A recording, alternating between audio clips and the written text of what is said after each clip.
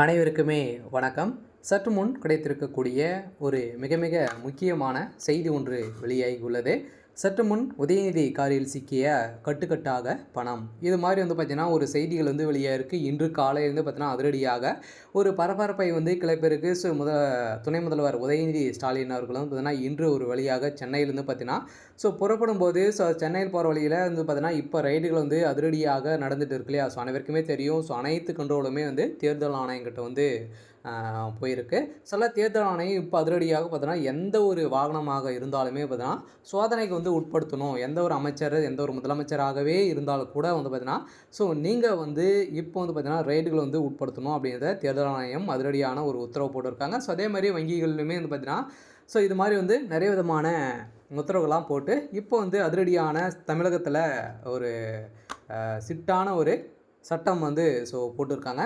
இந்த சட்டத்தின் அடிப்படையில் இப்போ அதிரடியாக தேர்தல் ஆணையம் கிட்ட பார்த்தீங்கன்னா சிக்கி இப்போ துணை முதல்வர் உதயநிதி ஸ்டாலின் அவர்கள் பார்த்தீங்கன்னா அவர் புறப்படும் போது அவருடைய காலில் பார்த்தீங்கன்னா கட்டுக்கட்டாக பணங்கள் சிக்கியிருக்கு அப்படின்ற மாதிரி பார்த்தீங்கன்னா இப்போ இன்று காலை ஒரு தகவல் வெளியாக இருக்கக்கூடிய நிலையில் தான் உதயநிதியுடைய கதை ஒட்டுமொத்தமாக முடிய போகுது. வருகின்ற சட்டமன்ற தேர்தலில் பார்த்தீங்கன்னா போட்டியிட போகிற துணை முதல்வர் உதயநிதி ஸ்டாலின் அவர்கள் பார்த்தீங்கன்னா வெற்றி பெறுவாரா அப்படின்றத ஒரு மிகப்பெரிய கேள்விக்குறியாகவே இருந்தாலுமே பார்த்தீங்கன்னா உதயநிதி ஸ்டாலின் அவர்கள் ஏற்கனவே நிறைய பிரச்சனைகள் சிக்கிரும் நிலையில் இந்த சனாதன வழக்கின் மூலமாகவும் உதயநிதி ஸ்டாலின்களும் பார்த்தீங்கன்னா அனைத்து இந்து மக்களுக்குமே பார்த்தீங்கன்னா எதிர்க்கும் விதமாக தான் உதயநிதி ஸ்டாலின் அவர்கள் வசமாக சிக்கியிருந்தார்.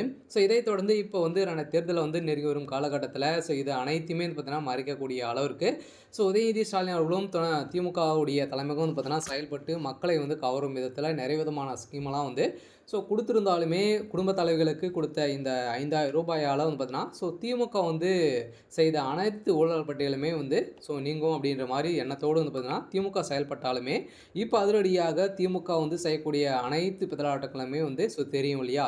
எங்கெல்லாம் பணம் போகும் அப்படின்ட்டு தேர்தல் ஆணையங்கிட்ட தெரியும். இதனால் பார்த்தீங்கன்னா இப்போ அதிரடியாக களத்தில் இறங்கி உதயநிதியுடைய காரில் செக்கிங் உட்படுத்த போது அவருடைய சீட்டுக்கடியிலும் பார்த்தீங்கன்னா கட்டுக்கட்டாக பணங்கள் பார்த்தீங்கன்னா அதிரடியாக ஒரு 10 லட்சம் ரூபாய் பார்த்தீங்கன்னா அவருடைய காரில் சிக்கினதாக ஒரு தகவல் கிடைத்திருக்கு. இந்த நிலையில் தான் உதயநிதிக்கு ஒரு மிகப்பெரிய சிக்கல் வந்திருக்கு. இப்போ பார்த்தீங்கன்னா தேர்தல் உட்பட திமுக பெரும் பரபரப்பான சூழலில் இருக்கும்போது இது மாதிரி பார்த்தீங்கன்னா நிறைய விதமான சம்பவம் நடந்திருக்கு. திமுகவுடைய அமைச்சர்களுமே பார்த்தீங்கன்னா இதில் சிக்கியிருக்காங்க. இப்போ தேர்தல் ஆணையம் பார்த்தீங்கன்னா என்ன முடிவு செய்ய போகிறாங்க அப்படின்றத கைது செய்யப்பட்டாங்க அப்படின்னா தேர்தல் போட்டியிடறதுக்கான வாய்ப்புகள் உதயநிதிக்கு தவறதுக்கான வாய்ப்புகள் இருக்குது. இருந்தாலுமே என்ன நடக்க போகுது அப்படின்றத நம்ம வெயிட் பண்ணி பார்க்கலாம். தேங்க்யூ.